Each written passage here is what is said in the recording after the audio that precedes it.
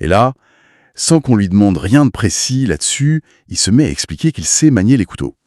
Et il décrit une technique de neutralisation. Prise par derrière, tête relevée, coup à la carotide, puis coup au cœur. Attendez, ça correspond aux blessures d'Aline Pérez. Exactement.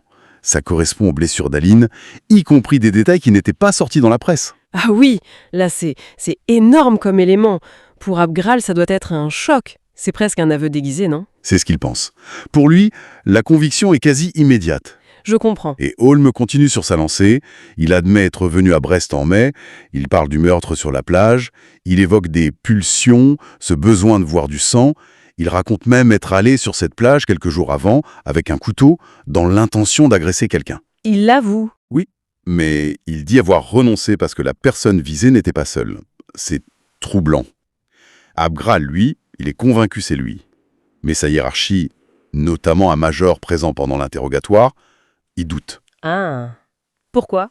Il trouve ça trop facile. Il pense qu'il se moque d'eux, qu'il a peut-être lu les journaux, qu'il brode. La peur de se faire manipuler par un suspect un peu trop parfait. Voilà. Et puis, le coup de massue. L'alibi. Holm déclare qu'il était hospitalisé à Quimper, à 80 km de là, du 13 au 16 mai. Pile le moment du crime. Exactement.